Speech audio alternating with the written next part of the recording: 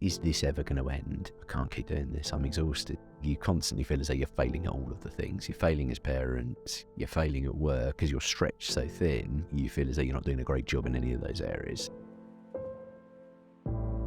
Lots of people have tried to become my friend because they thought they were going to get free takeaway.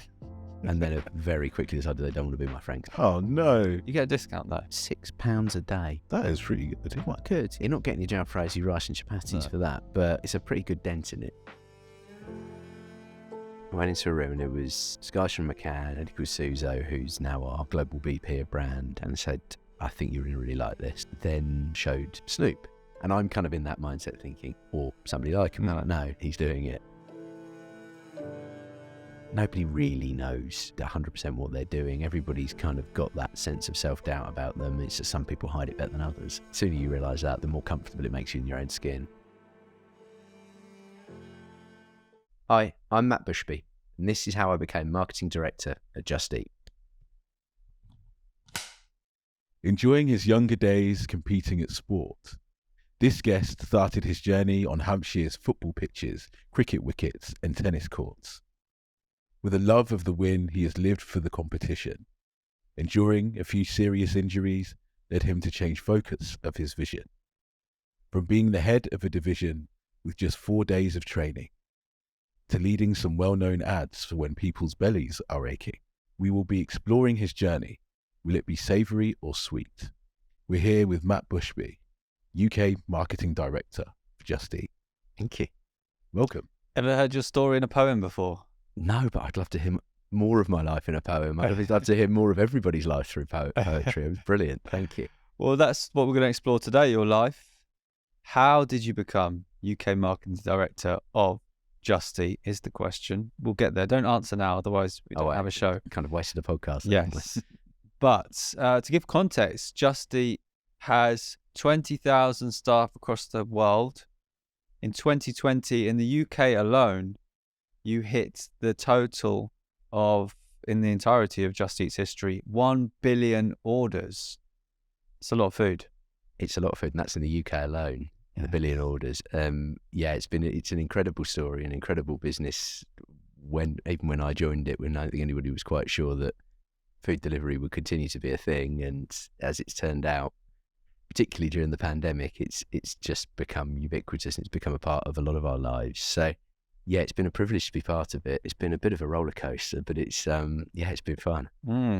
There's great journeys in it. There's Love Island, there's Snoop Dogg, and many other exciting things to come. We'll get there. We will. But we will go back to the beginning for Matt Bushby. Where does it all start? Where did you grow up? What is it like?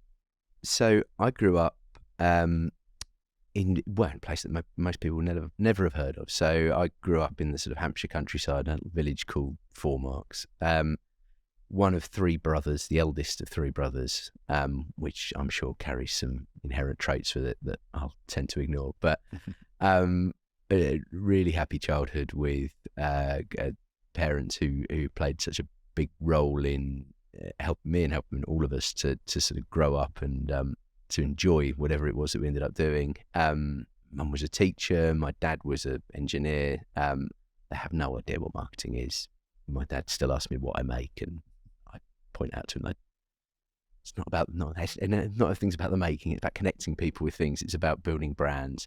At which point he glazes over. How many orders do your parents do on takeaways?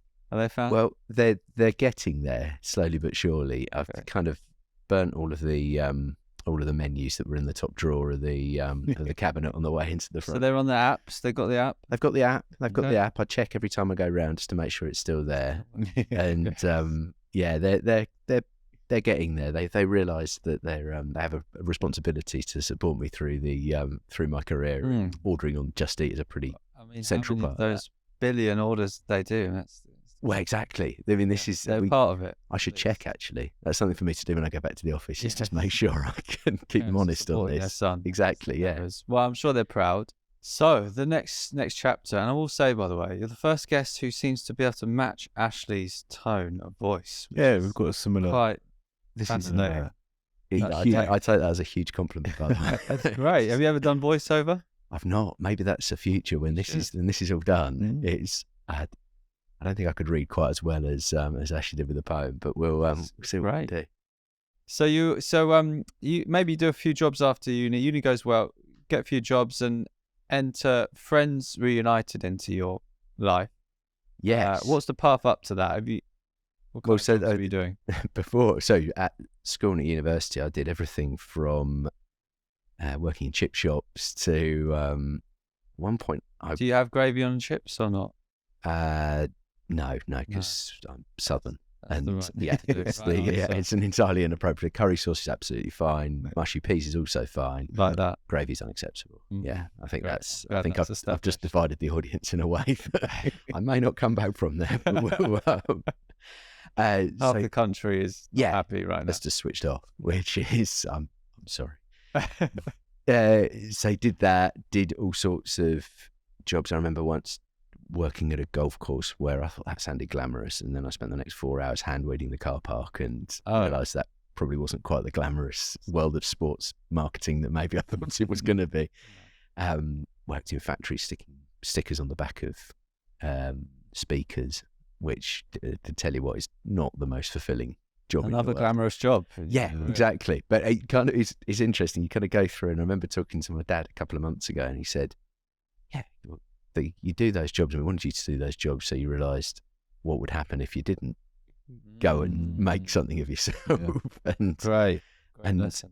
Yeah, it was. There were some things that probably wouldn't want to go back to, but met some brilliant people and had some fun with it as well. And so went to university, went through to that, and then came out into really working for a startup. And we were doing all sorts of interesting things. Launching we basically used to go buy sports facilities, golf clubs, gyms, etc., turn them around and sell them. Cool. Buy the whole gym, turn it around, buy the lot, sell it, turn it, and go from there. And it was great. There was only the two entrepreneurs that set it up, me and a couple of other people, and it was great fun. We did all sorts of things. I think I once built a driving range, which I think is a long way from the golf car park. Exactly. Yeah. It's not in most marketers' early CV. So did that, but probably, if I'm honest, stayed there too long. I think it felt like, so I was kind of enjoying it, but got comfortable. And I think on reflection, probably stayed there a year too long and wasn't really pushing myself and I don't think I was learning anything particularly. Having learned a ton early on, stuff that would come back and would be really valuable in my life. But yeah, I think it's one of those where you need to listen to the voice inside your head which says this is not going anywhere. You need to go. And I think I didn't listen to that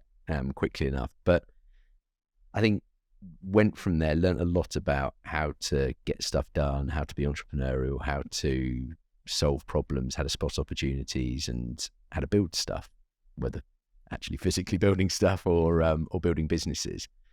And as you say, my next move was into Friends United. Now, one of the things that I realise now is that most people have now not heard of Friends United, which maybe if you're 35 plus, you maybe heard of it. You're in a different demographic, and I think it's got nothing to do with flatmates in New York. No, there's absolutely no flatmate. There's no coffee shops. There's none of that's going on. It was back in the day, sort of early social networking, really. So before Facebook existed, before Bebo existed, before MySpace existed. Before MySpace. Oh yeah, we're back in the day. OG of social media. Exactly. And it was basically connecting you. And this will make absolutely no sense to probably anybody under 35, but it was about connecting you to the people you used to go to school with. And it was as simple as that, really. And really there wasn't at the time any way.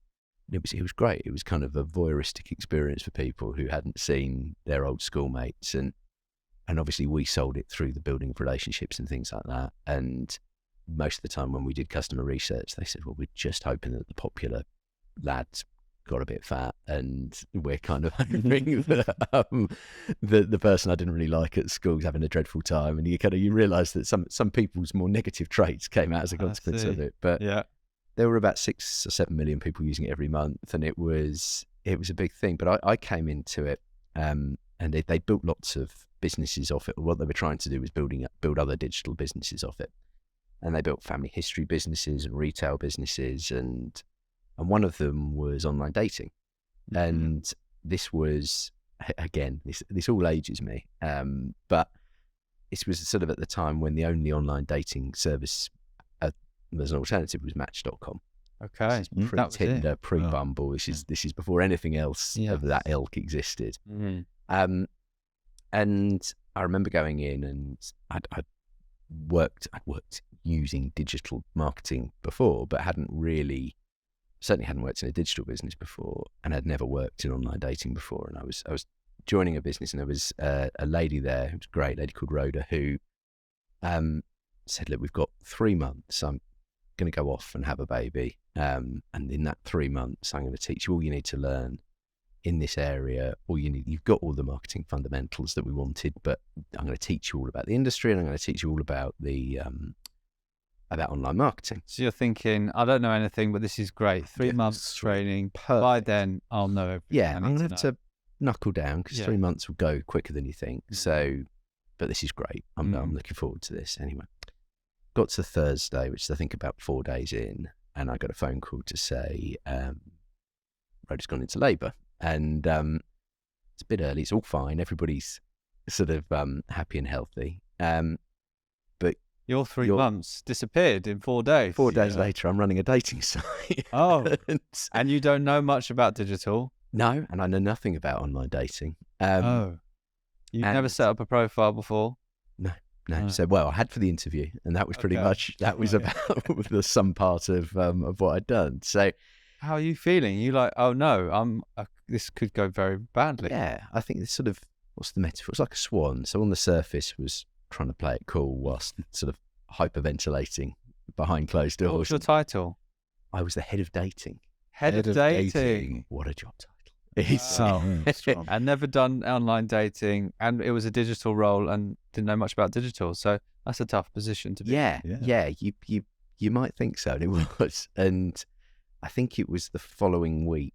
One of the things that we did was we did white labels. So what that meant was basically we did the dating services for all the news organisations. So for The Guardian, for The Sun, for The Mirror. So if you did Mirror dating or Sun dating or whatever, we were the ones that powered that. We were the ones that did the back end. So I said, we need you to go and meet the person who's sort of we're working with from The Guardian. I thought, okay, I'll go down and meet that person. And met a lady called Kate Morgan-Locke, who was, I think, head of digital at The Guardian at the time. Big job. Yeah, big job. Title, big person. Very knowledgeable person. Knew the sector incredibly well. Met Kate and 4 other people from The Guardian digital team. So you're having to have this meeting, and you don't know much about digital, and you're representing the company. Correct, yes. How are you feeling? A sense of kind of complete panic is pretty much there throughout the entirety of it. I thought you were going to come out with something more poised there, but complete panic. No, it was complete panic. Yeah, but I'd spent the previous couple desperately reading anything I could possibly do, going through anything I could, Googling a load of stuff and trying to work out exactly. And probably if I watched it back now, I'd cringe, but I got through it. And how did you get through it? What was your approach, tactic? Asking a lot of questions and basically get them talking, get them sort of telling you what they want. Which everybody loves to do. Exactly, particularly if there's 5 of them, and you kind of work your way around the room. So I think there's a big lesson there, isn't there? If you don't need to have the skills to pay the bills all the time, but also asking questions when you're not 100% sure can clear up a lot of things for your own self, and give you a lot of data on how to then react to the situation. I think you're absolutely right. You work from other people's, you take other people's knowledge, but you also work from their reactions as well, and you kind of you get a sense of what's going on in the room, and you get a sense of who's there, what's important to them, and then how do you react to that. Pretty sure I overpromised significantly in the room in terms of things that we could actually do. They must But- have loved you. I think you talk a load and you overpromise. Matt is great. Oh, what a brilliant exactly. head of Get him back. dating. Yeah, exactly. We like this guy. He knows his stuff. Exactly. Very inquisitive. And I think that was people talk about sort of jumping at the deep end and learning by doing. And I really believe, I don't think anybody really knows. You go into a lot of jobs and you always want to be outside your comfort zone. You always want to push yourself. I think this was probably at the more extreme end of that. But it was great because you had to learn. And if you didn't learn, well, you couldn't do the job. And I think that was exciting, terrifying, but really exciting. And it kind of gave me a good grounding for then sort of what came next. And I've spent now the last 15 years working for digital businesses, for pretty much, well, not quite from the inception of social media, but pretty much from the early stages of it. And it gave me the opportunity. So I think when I did that for a couple of years, then ITV decided they were going to sell Friends United as a business. I see. And so I think at the time I was 27 or 28, and I was... So ITV had bought it, had they? ITV had bought it. For 175 million. That's right. Bought it from the founders. And then they were selling it. And then they decided they wanted to sell it. So this was a long way back, but basically lots and lots of broadcast or publishers and broadcasters and media companies were trying to work out how they were going to get into the digital space. So all of the kind of early social networks were being bought up. MySpace, I think, was bought for about 400 million, which all seems tiny now. Seems cheap. By comparison. Twitter, how much was Twitter? 48 or 40 something billion, wasn't it? Yeah. Billion. 43 or 44. And MySpace was bought for 400 I million. think it was about 400 Wow. million, if memory serves me correctly, and it was a while ago, so it might not do. But all of these big legacy companies, News International, ITV, they were all looking for ways of embracing what they saw as a digital revolution. So they were buying digital companies. ITV bought Scoots, they bought a whole lot of price comparison sites. They just bought lots of stuff and then needed to try to work out how to make the most of it. And I think what they probably realised after a while is what they are actually really good at is making great content and then broadcasting that content. That's what they do now. That's what ITV Player is all about. That's what their digital properties are all about, is what they do at their heart. And I think what they'd probably bought was a lot of stuff which was non-core to them and therefore quite difficult to assimilate with the rest of the business. So they decided to sell it. And I remember we were sent off. So it was me as head of dating. It was then the head of Friends United and the head of Genes United, which was the genealogy business. Our managing director and our FD were basically plonked into Credit Suisse's head office up in Canary Wharf and sat in a room for 5 days, and basically a beauty parade of private equity, VC and private buyers. And we had to present twice a day, 3-hour presentations every day for 4 or 5 days to sell the business. And there was always a person sitting in there from ITV making sure we didn't do something ridiculous.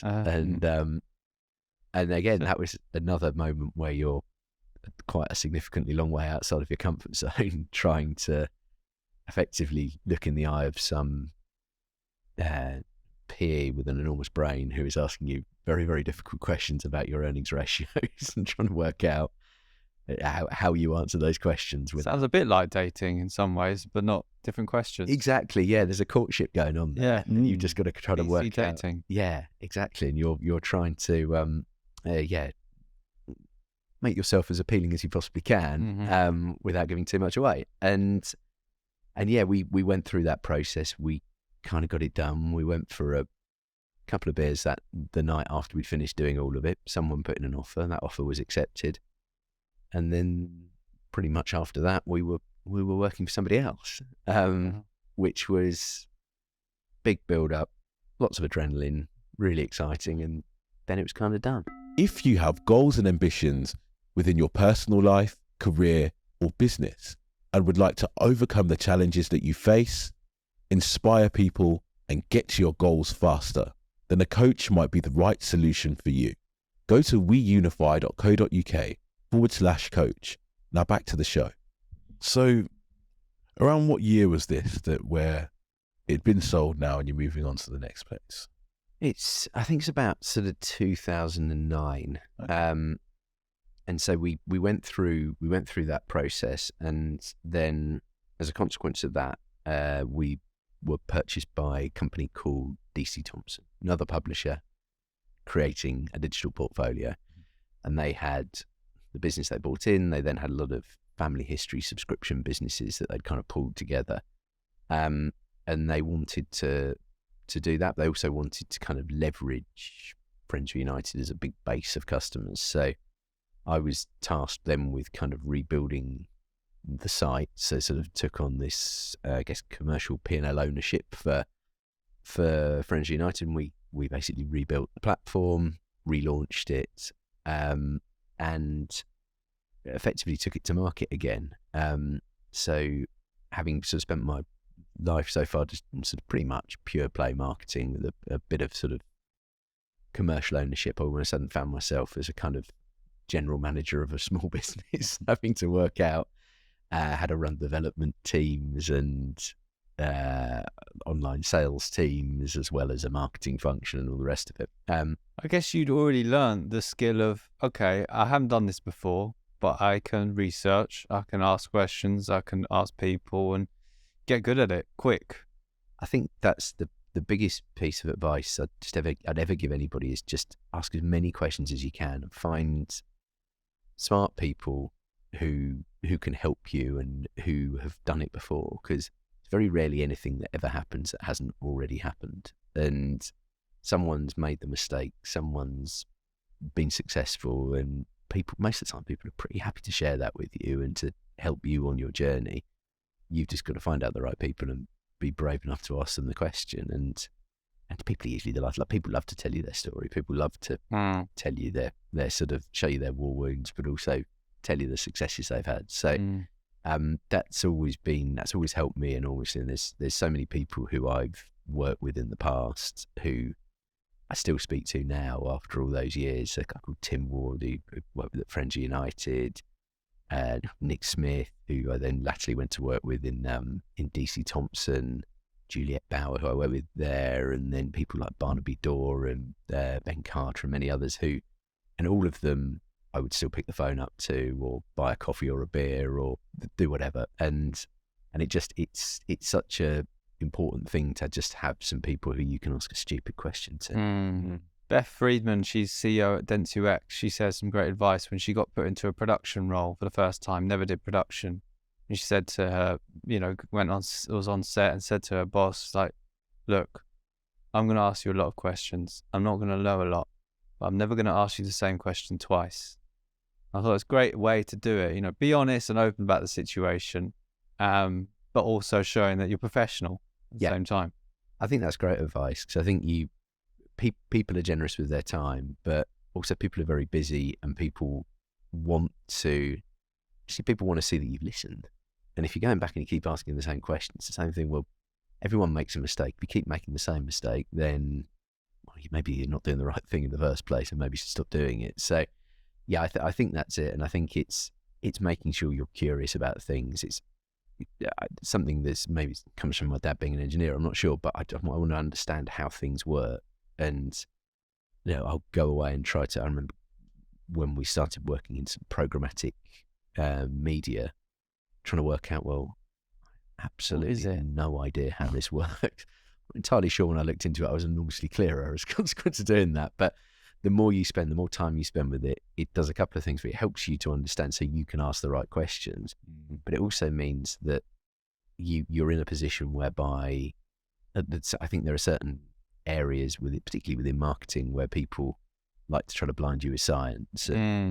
Actually, if you're in a position where you can ask really simple questions but you have a bit of base knowledge behind that, then you can cut through the crap pretty quickly.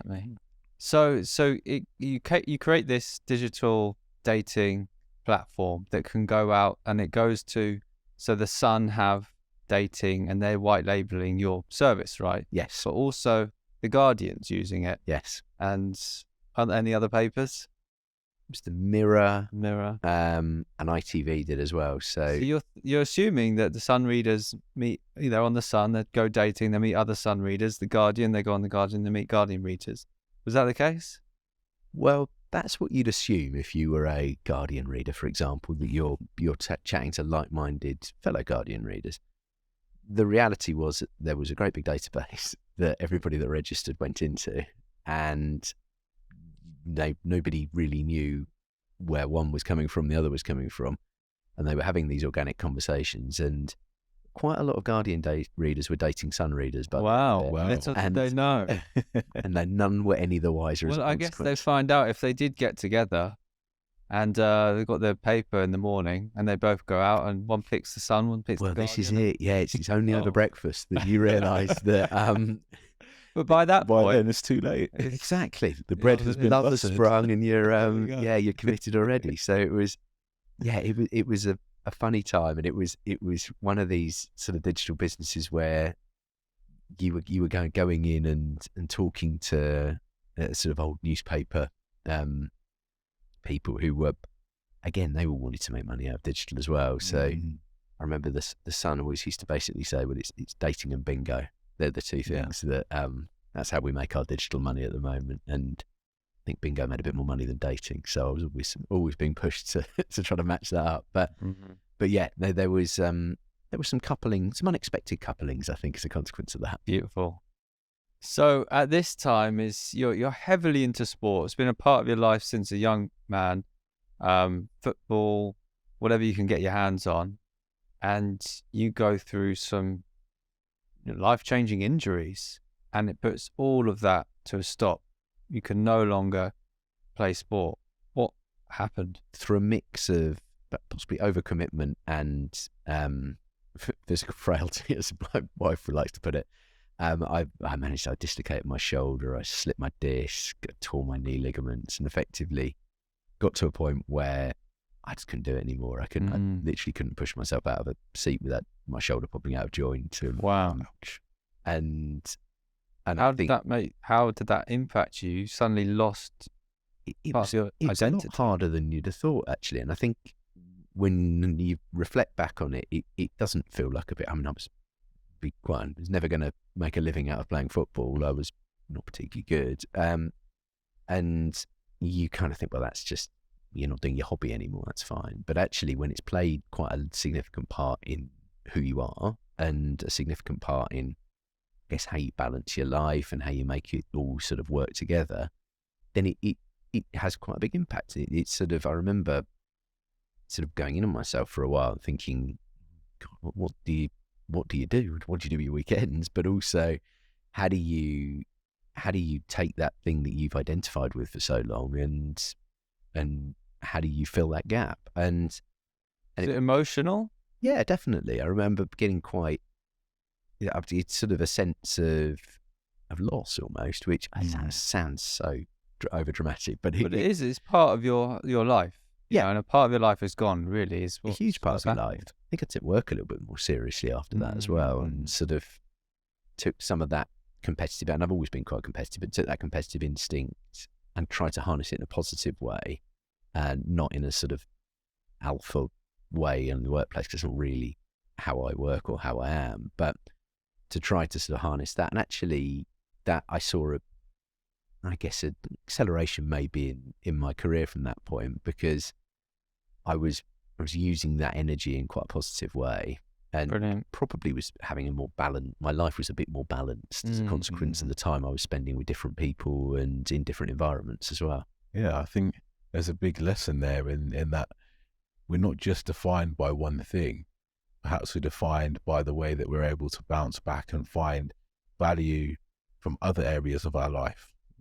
I think that's right. And I think it's one thing that I'm quite conscious about, even through work, is not to be entirely defined by your job, because if you are your job and that is the single thing that defines you, the job's not going to be there forever. And no, if you get fired or you want to leave, suddenly, well, who am I? Yeah. Exactly. And I think a lot of us do become defined by the job that we do, and do become, I think that we find that inherent, it's how it's dreadful. You find yourself introducing yourself in that way, and it's I used to stop myself from doing it because I'm so used to doing it in a professional environment, and it's the problem with, well, once you get a bit older, it's the first question anyone asks you is, "Oh, what do you do?" And I guess for you, afterwards they go, "Oh," and they sing you the Just Eat jingle. Yeah, two things broadly happen. They'll either sing at me, they'll ask me if I've met Snoop and whether they can meet Snoop, or sort of sometimes they'll ask if I can get a voucher. Which basically is the three things. Code, yeah. He's lovely, actually. It's a job where people are genuinely interested in what you do, and people kind of have a connection to it, whether that be through our marketing, whether that be through our product. In a way, I guess it's not quite the case when you say I work in banking. No disrespect to any bankers, currently here, but when somebody tells me that, I don't really know what my follow-up question is. So that's quite a nice thing. I think being in marketing gives you a really nice in, and I think can give you some interesting stories. You just don't really want to be completely defined by it as an all-encompassing thing as well. I understand. So we're foreshadowing a little bit what's to come. So how does this first role at Just Eat come about? Do you see on LinkedIn there's a job going and apply? Yeah, it was an interesting one. So I'd been marketing director for about 3 years at a company called Pharma Pass, which was basically what turned into the amalgamation of all these digital products in the business that had bought Friends United from ITV, if you're still following. Yeah. And we turned that business around. It was subscription businesses, and we'd kind of increased their subscription base by about 30%. So we'd had some success. We'd launched into the States. We'd done a few things, but I think I made a mistake at that point. I'd done the thing. We'd got a great team, but it was just starting to wane a bit, and I think there was less investment coming through from the board, and it was just feeling as though the momentum was slowing. And I said to my boss, I'm not sure. And I got offered some more money, and I stayed for a bit more money. And can you share how much? No. Okay. And that was a mistake because I was quite unhappy. I was having a bit of a shit time, and the business wasn't going in the right direction, and I wasn't really aligned with the strategy they had. A bit more money, which is kind of nice, but that was like, maybe you felt a little warm glow once a month when the money went into the bank account, but that was about it. There were then another 30 days in the month where you weren't having such a good time. So I think that was a mistake, and that was something that I definitely reflected on and actually drove the next move. So in answer to your question, I remember saying to my wife, she actually works at Just Eat, and she'd worked at Just Eat before. Okay. And so she's there at the time working at Just Eat. What's she doing? She's product manager. And she loved it. She loved the culture. She loved what they were doing. She loved the vision. Sector was really exciting, high growth.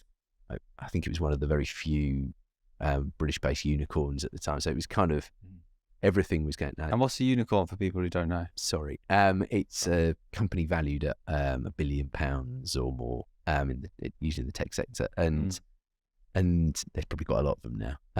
Which again, sort of, it ages me a bit. Maybe there aren't actually with the interest rates and the inflation going as well. Well, we'll see. But so it was kind of an exciting moment, and I said to her, I'd love to work somewhere like Just Eat. And I was looking for jobs anyway. And I'd had a couple of offers, and I was sort of sitting on a couple of offers. But then this opportunity came. She said, "Well, there is a job at Just Eat, but it's on significantly less money than you're on now, and certainly less money than the job that you've been offered. It's a 1-year contract, and we just had our daughter. So literally a couple of weeks previously, had our daughter Evie, and needs money for that, raise a child. So I had these options, and both my dad and my father-in-law told me in no uncertain terms, take the one over there that pays a lot of money, and you've got a granddaughter to worry about. So took all that advice on board and took the Just Eat job because It's that age-old adage, money cannot buy you happiness. Exactly. And I think I'd learned from the previous job, which had maybe not fulfilled some of the things that I hoped for and wanted. And so I did that. And my father-in-law made it clear that this was not a decision that he thought was the correct decision. Which isn't easy. When you've got family, close members around you saying, no, you should go this route, and you do the opposite. Not easy on a Sunday lunch or day to... No, exactly. Particularly when it's a bit intangible, the actual reason you're doing it. So, but my wife was brilliant. She was completely supportive. She said, look, this is the right thing for you. And I called up some of the people I mentioned before and said, I've got these two, and all of them just said to me, do the Just Eat thing. That will always be the better bet. So I joined, and I think it was a year's contract, and after about 6 months, they said, well, do you want to join permanently? So I said, yes, I'd love to, thank you. And then 3.5 years ago, had the opportunity, so the UK marketing director left, and they kicked off a process. I went into that process because I thought I could do the job. And I sort of thought, well, this is a great opportunity. This is a great business. It's a great role I would love to do. And I was successful. So had some challenges to come when we came in. We wanted to really take the brand to a different place and to really build the business. Tell us about the challenges. What was the problem at that point with Just Eat? It was a great business, and it's always been a great business. And it was a business that had become mainstream, which was great. And we were sponsoring X Factor and big TV advertisers. But we went and spoke to customers because our growth was slowing down, and we were sort of trying to work out, well, what's going on here? Let's get under the skin of it a little bit. And in reality, what was happening was everybody had heard of us, but the group of people who were growing the market, who tended to be younger, tended to be more urban, they'd heard of us, but they didn't order from us, and they just didn't think we were relevant to them. And that really covered a whole number of different things. Part of it was brand, part of it was the supply. So have we got the restaurants that you want? And part of it was the product. Can you actually, if we do have them, can you actually find them? So we kind of took that on as a challenge, and I'd sort of done it was pretty much the first thing I did when I came into the job was to understand that the problem first, and then the customer, who actually listen to the customer. What's the customer say? What are the things that we actually aren't doing that they want? And then we set about trying to sort that out. So working really closely with my managing director, with the chief product officer, saying what are the things that we need to solve for? We do need to go and get some of that supply that people want, sign those restaurants that people want. What were the ones that people really wanted? Well, there was one big obvious one.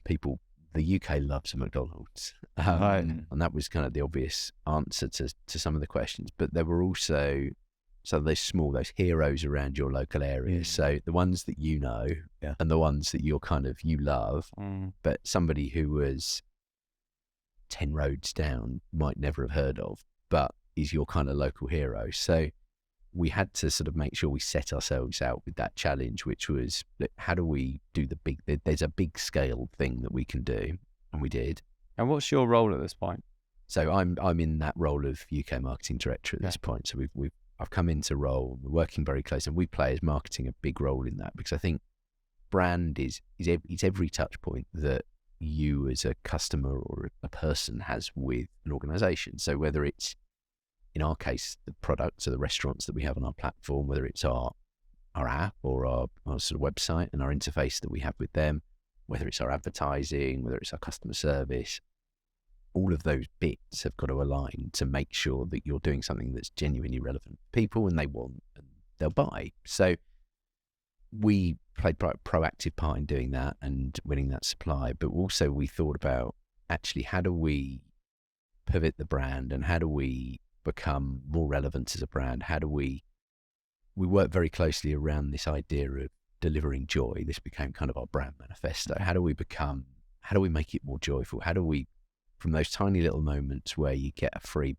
bag of prawn crackers or a beer chucked into your order, all the way through to those sort of big Snoop Dogg explosions of sort of excitement. How in all that big spectrum, how do you make sure that there's sort of joy at the heart of everything that you do? And we kind of set that up. We looked at what are the best ways of doing that, and we thought about sponsorship. So we went and quite hard to get the Love Island deal through the board. How does that happen?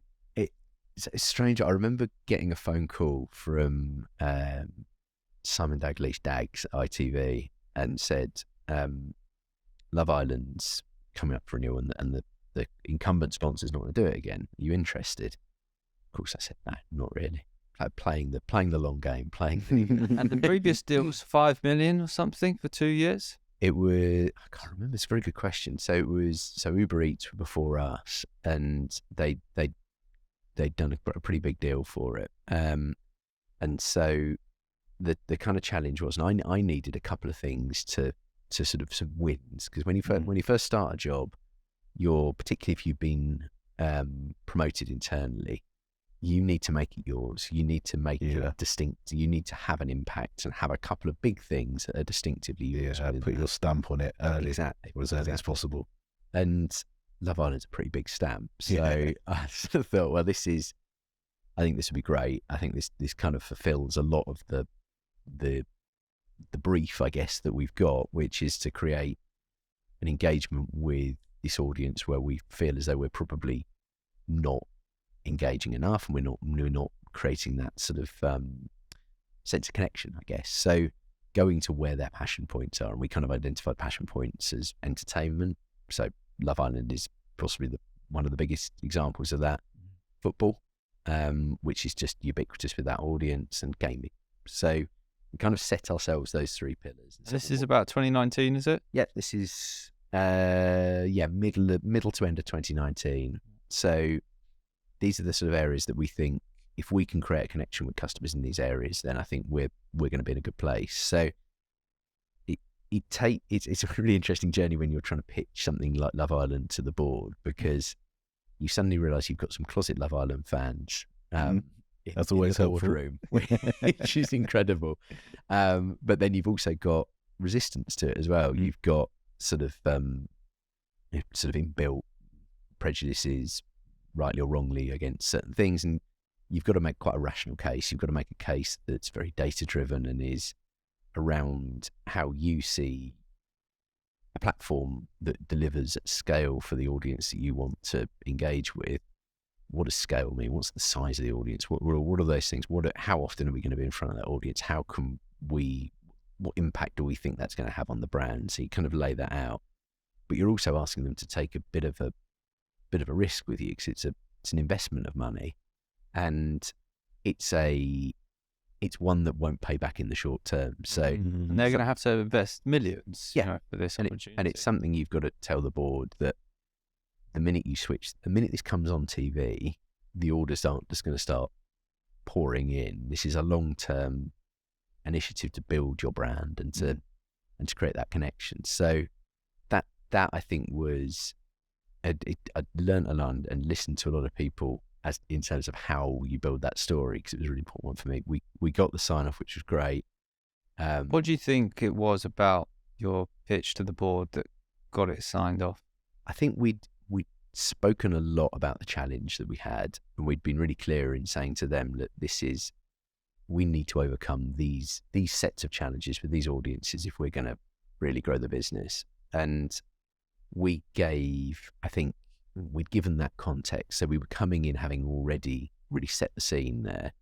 And then it was really showing that this is then the answer to the question that we'd been posing for the previous sort of period of time. So you presented, this is the problem, and bam, here's your solution that's well aligned to this issue. Exactly that. And we actually got great support from the board. So at the time, Peter Duffy was the CEO, and he was really supportive of it. He was one of the closet Love Island fans. Hey, nice. But, that sounded CEO. Yeah, it's not the worst. But yeah, so we sort of took that out, and we launched that. We did that, and it was absolutely great. It worked really, really well for us. the big challenge then came along at the end of that. So it was the winter series of 2020. So it started right at the beginning of 2020, February 2020. And it was the series during which, very, very sadly, Caroline Flack passed away. And that happened with about a week left of the show. And you're then in a position where she wasn't associated with the show at that particular moment, but she was sort of part of the furniture. She'd been a big part of how that show had grown up. So we were presented with quite a big challenge. How do you manage that situation as a sponsor? Because it's an incredibly sad moment. I think it's a person with whom it's a very sad story, but also a person where the audience really connected with her. And I think we made the decision. The show went off air for a couple of days. What do you do in that moment? What happens? So it was Saturday night, and I remember we were at a friend's house, and all of a sudden it just started popping up on the news, and my friend's wife said, "Have you seen this?" And God, what?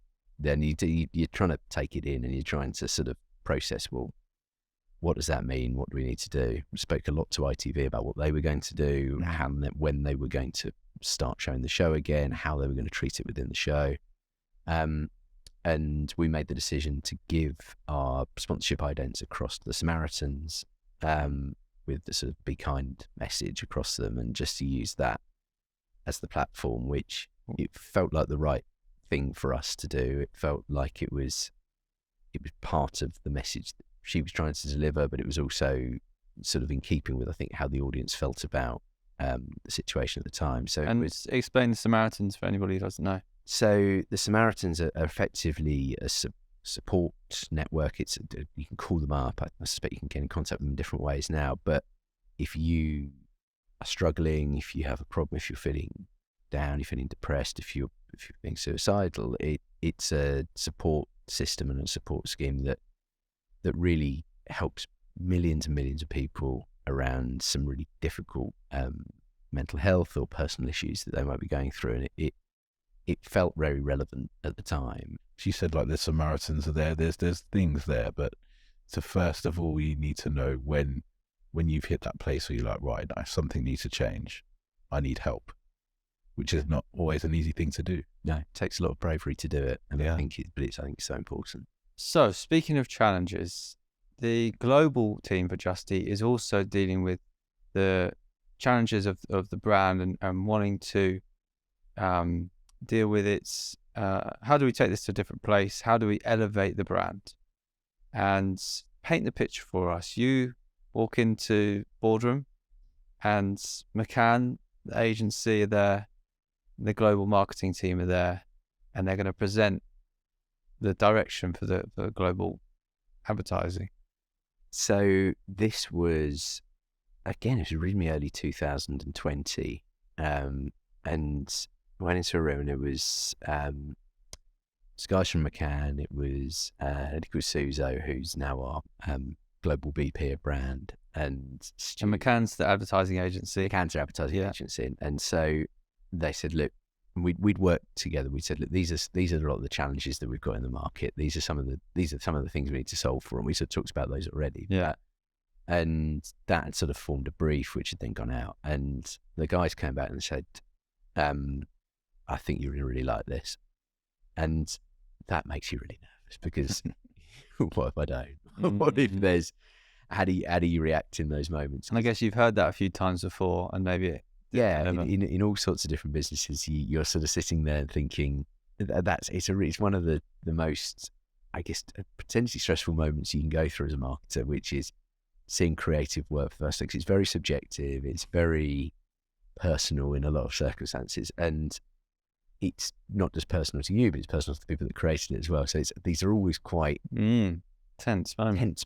Yeah, that's right. And this was basically they sort of gave the setup, and then sort of showed Snoop. And were you surprised? Yeah, a huge. And now it's fairly common in these circumstances that somebody says Snoop is the person, or somebody like him, and then what you end up with is somebody like him. and you kind of, and I'm kind of in that mindset thinking, or somebody like him, they're like, no, he's doing it. And How exciting. we were like, well, that's incredible, but how? Well, what's that going to do? And then I think they took us through what was, I think then the sort of song for the ad, and it was, he played a part in writing it with his people, with Doc Brown, and there was this kind of, it was read by a creative, which doesn't help because it's not Snoop. It's not quite the same thing. But you knew pretty much straight away that it was great. It was an incredible piece of work, and it was really exciting to sort of, you don't often get that moment where everybody in the room's like, this is great. This is great. This is truly good. The challenge we then had was, as you probably put two and two together, this was February 2020. And in March 2020, COVID happened.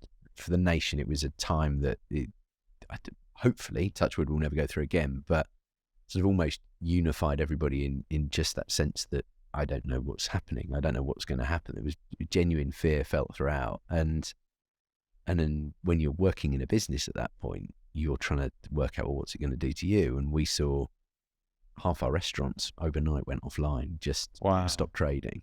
Which is your business, really. Yeah, it's your business. Yeah. Without restaurants, there's no Just Eat. Exactly. And we saw a dip in our order. I think our orders dropped about 20%. So that's a dip in revenue. Money's going down. People are, for a whole load of reasons, that we're then sort of scenario planning and working out what we do about that. Then all of a sudden the orders just started to come up and come up and come up and come up. But the restaurants are probably staying offline, and we've got this advert. So this is made. The Snoop ad is made by this point. So Snoop ad's made. Snoop ad's ready to go. Okay. And we're kind of sitting on it, saying, well, and we used to have these Monday morning meetings where it was me, our global VP of brand, and our UK managing director. And we had, I think, 3 things that we had, sort of, what does our supply base look like? So have we got enough restaurants? What does the demand look like? We were taking a sort of a customer sentiment survey on a weekly basis, and we kind of go in. I remember the first one, we were like, well, demand's really high, supply's really low, and sentiment in the nation is bloody awful. I guess. Yeah, not this week. So, yeah, not this week. And we would have this meeting on a weekly Even basis. Snoop can't help that situation. And we were kind of, and then Boris Johnson got COVID, and then there's nobody knows what's going on, and again, sort of anxiety heightens again across the nation. And we had lots of data points, but we also, a lot of it was just gut instinct. Does it feel right? No, it doesn't. Which must have been frustrating, because you're like, this is a great ad. This is really great. This is going to be brilliant, but when? And we got to this tipping point where supply base looked better, demand felt stable, sentiment was okay. I mean, as okay as it possibly could be. But there was also that sense that, do you remember every advert was a UGC phone? Yes, we remembered that. We actually we considered shooting some of those with our production company. So and it was all with the same piano music in the background, and it was all very. We're in this together. Yes, we're in this together. Everybody was in it together.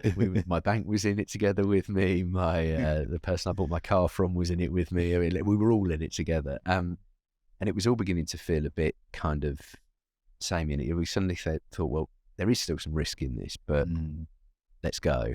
And we did it, and we went live. And you always do these things with just one eye shut and Twitter open, going, what are people going What's the reaction? Yeah, what were the first reactions to people seeing the Just Eat Snoop Dogg advert? I can't remember the one of the first ones was like Snoop, and we did a sentiment analysis after the first week, and it was 98% positive sentiment. Have you ever seen that before? Never seen. What's the best you've seen pre that, roughly? Love Island had done okay. We were sort of in the sort of 80s with that, but that's kind of quite a specific audience. That's a specific audience doing a specific thing. This is a massive ad platform. We launched it in the middle of Gogglebox. It then went Britain's Got Talent. It was all over YouTube. It was everywhere. So you'd reached, I think 75% of the nation had seen it within the first 3 weeks or something. Wow. Yeah, 'cause that's the thing, because it was lockdown as well. Like everyone was pretty much watching TV. Incredible. Like, it completely bucked all of the TV trends, and everybody's watching TV. And it was and people still talk about it now. It's the question I said earlier on. It's the question I get asked most is, have I met him? Constantly asking whether he would come to their event. And I'm like, I don't think Snoop's going to come to. He might, but he might cost you a few quid. Are you an agency or brand that would like to work with our production company, Unity and Motion? If so, contact us at unityandmotion.com. We produce commercials and social content for brands such as Chanel, Amazon, Reebok, Harrods, The Ritz, and many more. Now back to the show. And what's interesting is that I think you found, before doing this ad, you found out from the research that people found the Just Eat jingle, if you want to call it that, annoying. Yeah. People didn't like it.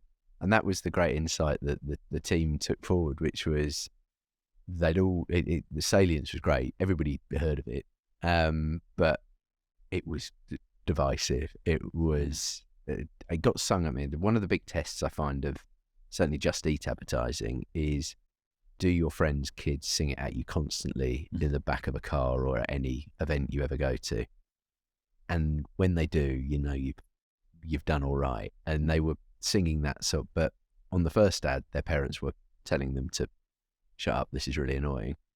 Whereas when the kids now sing the Snoop song, parents are fine with it. Yeah. But it was playing on that idea that it was almost playing on your weakness, which was that this is well known, but this is also quite well known as being quite annoying. So yeah, we kind of played with that, and I think they did a brilliant job. I mean, Yeah, like I remember seeing it for the first time with my missus, and it was like, I was like, they've got Just Eat has got Snoop Dogg on their ads, and it kind of gave a sense of like Just Eat's hit the big time, even though they're already big and already there. It was like they've got Snoop Dogg now. It kind of, because Snoop Dogg's that kind of character, isn't he? If you want to sell something, you put Snoop on it. He's larger than life. Yeah, exactly. And you just, it was a really big moment for us, and it was, you said it, Ashley, we were kind of in this moment where everybody was watching TV. We were all bored. I mean, if you remember back to May, there was not much was going on in life, was it? There was the occasional box meal that was turning up that you were trying to do something with. And House Party, the app. House Party, the app. Yeah, my God. And tortuous sort of family Zoom calls where basically the reception just kept dropping out. Quizzes. Did you do the quizzes? Quizzes. Did we do the quizzes? My God, quizzes. We did online escape rooms. Yes. Did they? Yeah. Oh, and Snoop Dogg comes in and goes, I see food, see me. It was Tacos de Chateau. That was the thing. In I guess I mentioned it before, but if you want to deliver joy, it was just a lovely moment. And listen, we're not changing the world, but it was just a lovely little moment where we were able just to bring a little bit of like relief at that. Yeah, the delivering joy, I think that's definitely what it did. Yeah. And when we think of the brand as well, it connects you with food. So it's like rapping, music, this brand that we all know, food. It's like the perfect package. It came together, and it was, for all the challenges around the timing of actually getting it out, when it happened, it felt like it was a really important moment for us. Yeah. Have you read the comments on YouTube for the ad? Not recently, it has to be said. I used to obsessively read them. Yeah. One, I never skip this ad.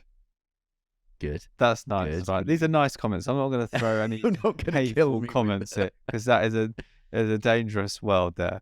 But there's some very positive ones. This is by far the biggest success in advertising in recent years. And the fact you're reading this on this video proves it.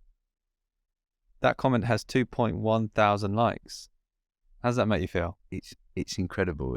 And we've talked about this before. That great advertising becomes part of culture, and you're very privileged if you're ever in the position where that happens. And I think it's such an exciting moment to be able to do that and to be part of something that does that, because you don't always want to read the comment sections, and you don't always want to read the Twitter comments, because it can get, some of it does get quite personal. I remember in various points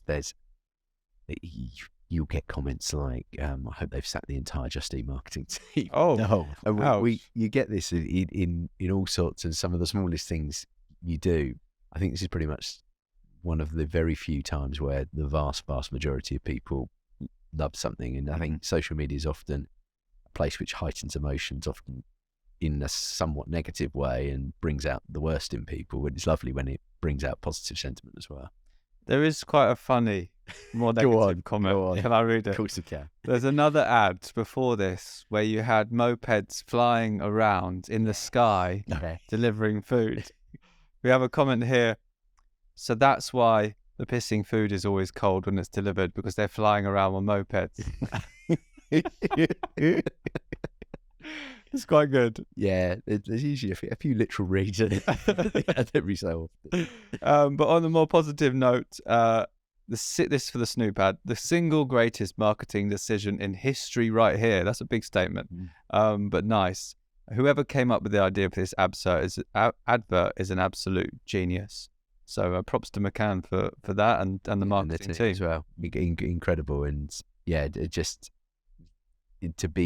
I think it was interesting. It was an interesting one in our business as well, because as we've gone through lockdown, I think a lot of us, we talked already about the fact we had some personal challenges in lockdown, all of us, and I think we did. And I remember particularly, what was it, January, February, March of 20, God almighty, I've lost count of years. 21, that's next year lockdown.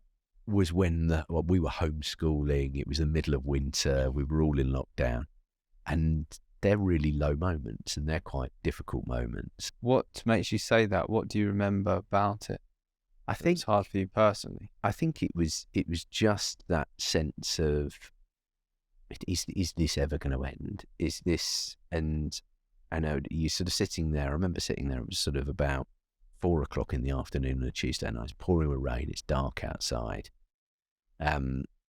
We've spent the day trying and broadly failing to be educators, and you kind of think, I can't keep doing this. I'm exhausted. If this is it now for months and months and months, how do you make this good? How do you make this work? Because you constantly feel as though you're failing at all of the things. You're failing as parents. You're failing at sort of to make sure that you're a support network for each other in your relationship.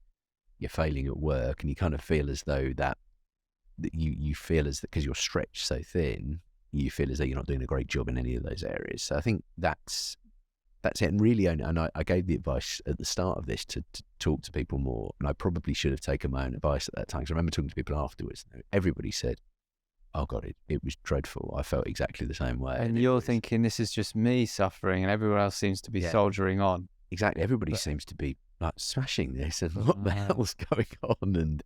And I think that as much as I can give that advice, I can say these are the things that have helped me over time. Sometimes you've got to remind yourself that it still pays to look outside of your own bubble and realise that everybody's there really, but we're all. And everybody said to me, "Oh God, I thought you were absolutely fine. You seemed like," and we were all doing exactly the same thing. We're all kind of trying to punch on, I think. Yeah. And what's interesting is that in this time, it's very difficult. The company growth. Tell us about the company growth. Yeah, but the company growth was incredible. I think, and I'll get the numbers wrong, but I think we grew 47% year on year this is the UK business in 2020. In 2021, we grew about 75%. So we were. That's incredible. And like rough numbers wise, in terms of. So we did. So in 2021, we served over 18 million people, 18 million individual people, 275 million meals. And that's just in the UK. And like revenues wise? Revenues wise, I think globally last year we made revenue of circa 2.5 billion. 2.5 billion. Amazing. That's amazing. Lots of food. It's a lot of food. Yeah, this globally, but that's it. Yeah, globally. So this is like a huge growth period for the company. Yeah. But you're not all. It's not all celebrations and good times. That means there's a load of work to get done. Exactly that. I think I've never worked as hard as I've done over the last 2 years, and part of that was because you didn't have anything else to do. But also part of that was your world kept changing, and you kept having to react to that, rebuild your plans. I remember basically talking to our media agency. I was talking to Rachel, who runs it, and I was standing in the middle of my garden, in early April 2020. And saying, God, what are we going to do here? What happened? Because we were still not quite sure what the business was going to do, and sort of how quickly can we just stop spending completely? If we need to stop spending, what do we need to do? How do we scenario plan all these various different things? And so you're trying to build scenarios for things that you just simply don't know what's ahead. And they were brilliant. I think I would say everybody in the business was really resilient. Our agencies were great. They weren't sort of trying, and it was a really difficult time in agency world. And I think there were lots of their clients who were, the travel clients, automotive clients, really, really in difficult places.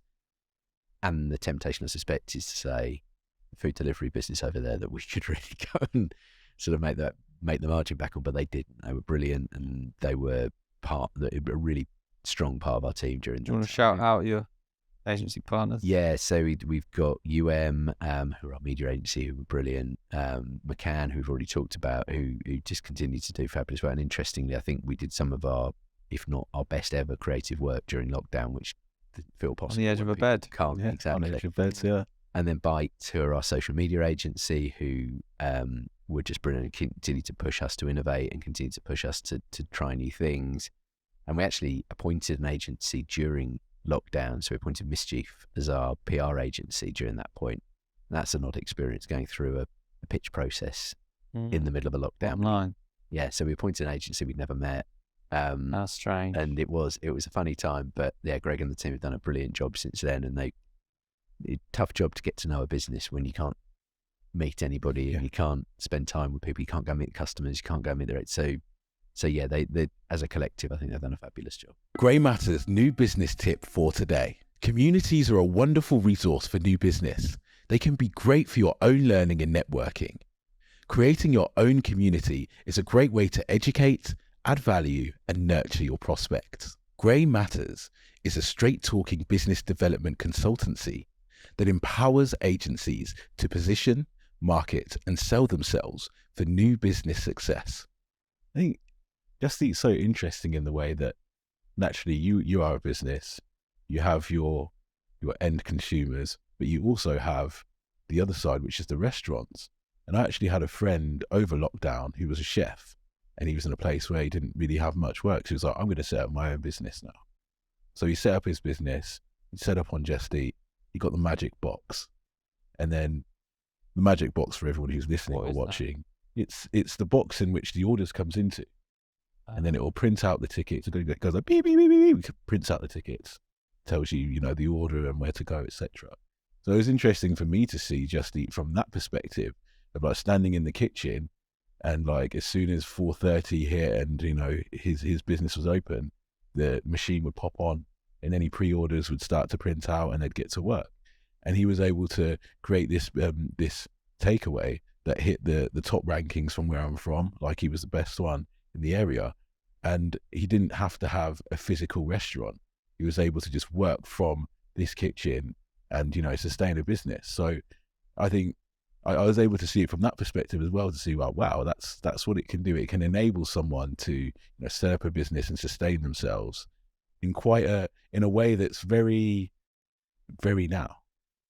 I think you're absolutely right, and I think the impact on the restaurant sector in particular was huge for a couple of reasons. I think one, exactly like your friend, there were certain people who it just kind of accelerated what they were doing. We spoke to somebody who he bought a sort of a disused, or bought a caravan basically fitted it out, got all of the Food Standards Agency certificates that he needed to do to get it all in the right place, and set up a burger business. And all of a sudden he's got the box pinging off the chain, and that sort of built word of mouth. And then all of a sudden he's got people queuing up, and he never intended to serve anybody from this site, but he did, and he'd all of a sudden built this incredible business. Now they've got like 4 sites around Essex, and they've built this business from nowhere. But it's also what those almost legacy businesses.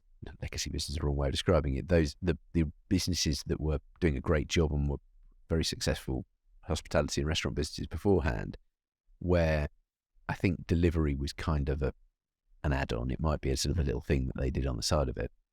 During the height of lockdown, it became the only part of the business, and so they had to change their operations. They had to change their sort of the way the business worked.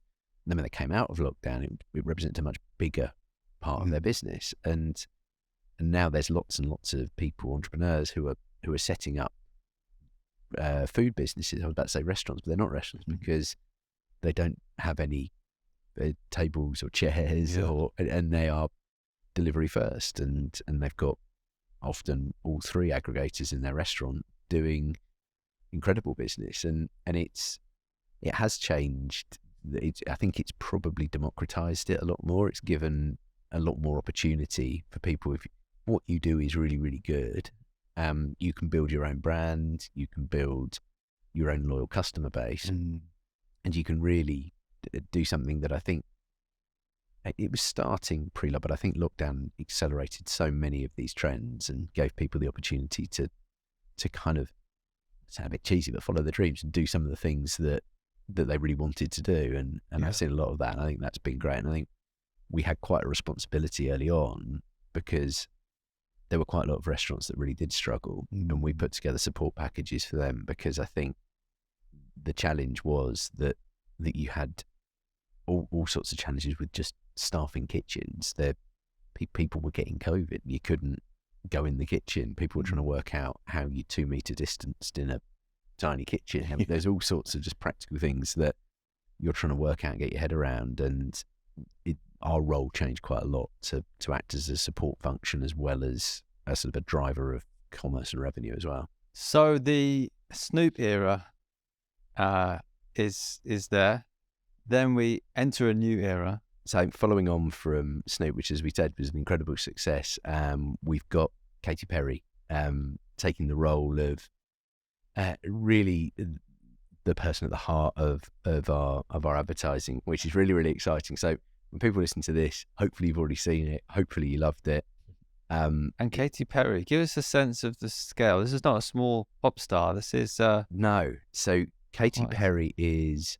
And I'm going to get this wrong, and people, I'm sure, I'll never look in the comments section on the social media, but the 2nd most followed person on Twitter and the 12th most followed person on Instagram. Wow. These are hundreds of millions of followers on these platforms, and she's now got a Las Vegas residency. She's on America's Got Talent. It's incredible. She's a huge star there, but also a huge star here. And you do when you build these platforms, and again McCann and with Susan and the global team have built, you have to do a huge amount of research and work out who resonates, who doesn't, and you go through a whole load of, it's actually quite good fun because you're going through like celebs and singers from all over the place, and you kind of test them with various different audience groups, various different parts, and you're all taking your bets with your own kind of prejudices as to, I think everyone loves her.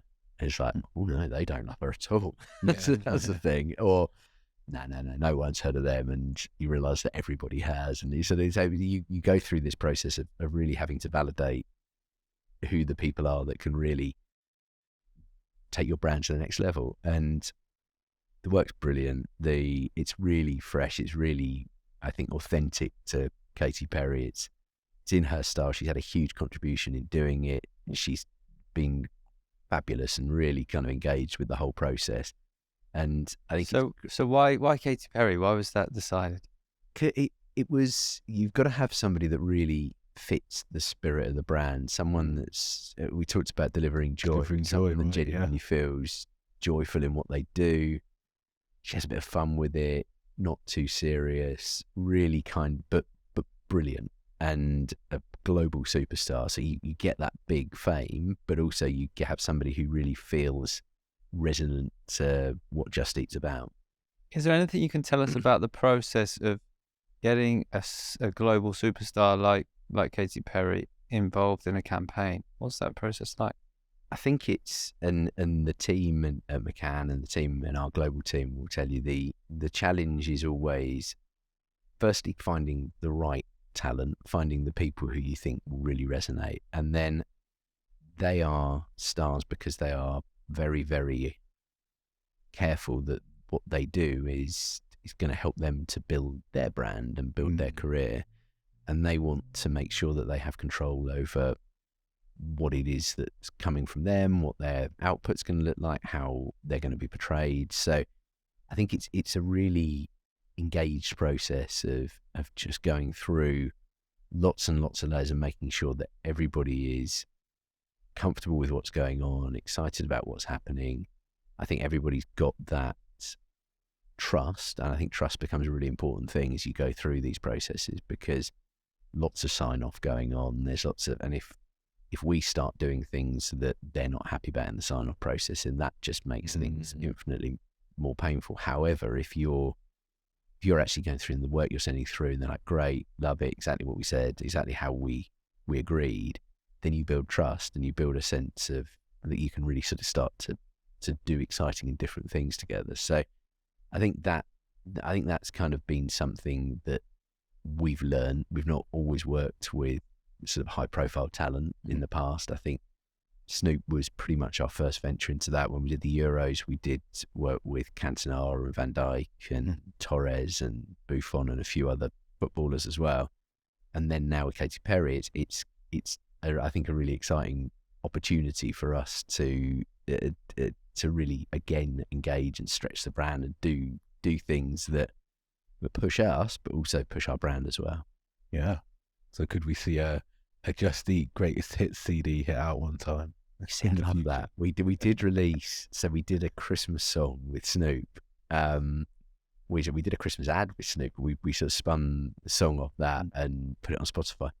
We realised very, very quickly, but we are not in the music game, and we've got no idea how to promote music.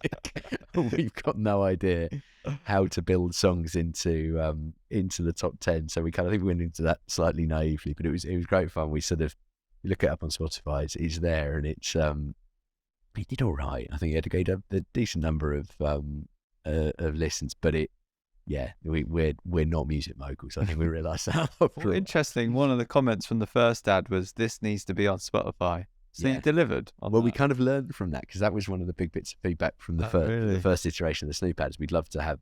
I want to see this on Spotify. So we did it with the Christmas fund. Actually, there was lots of people playing it. My wife finds it deeply annoying that it's on one of our Spotify playlists, and every so often we've got people round and the Snoop Christmas song comes on in the middle of there.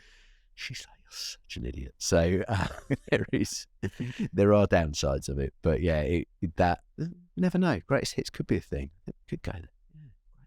Heard it here first, everyone. Could call it Now That's Just Eat. Yeah, come on, bit of work. So tell us. I've lost my train of thought. Great creative work is going to do that to you. Don't steal it, McCann. Some questions that I think a lot of people will want to know. Maybe you get asked a lot. What is your favourite takeaway? My favourite takeaway is quite an unimaginative takeaway, because I always order it. It's chicken jalfrezi with classic. It is a classic, which I'm kind of pleased about. With a little pilau rice, some chapatis, just keep it classic, but it kind of works always from the same place, the Raj Dut, Petswood. So it's always good. It's always good. Okay. And do you get free takeaway, unlimited supply? It's devastating. That is devastating. Lots of people have tried to become my friend because they thought they were going to get free takeaway. And then very quickly decided they don't want to be my friend. Oh, no. So it's that is the test for you. Are they a real friend when they find out they can't get this free is it. Yeah, takeaway? Then you know who your friends get the are. measure of a person when you realise that. Well, when they realise that there's no free food in it for them, and very quickly, you lose the stragglers at that point. I see. I see. Do you get a discount though? Do you get a discount? Yeah. Sweet. How much? We get off. I think we get £6 a day.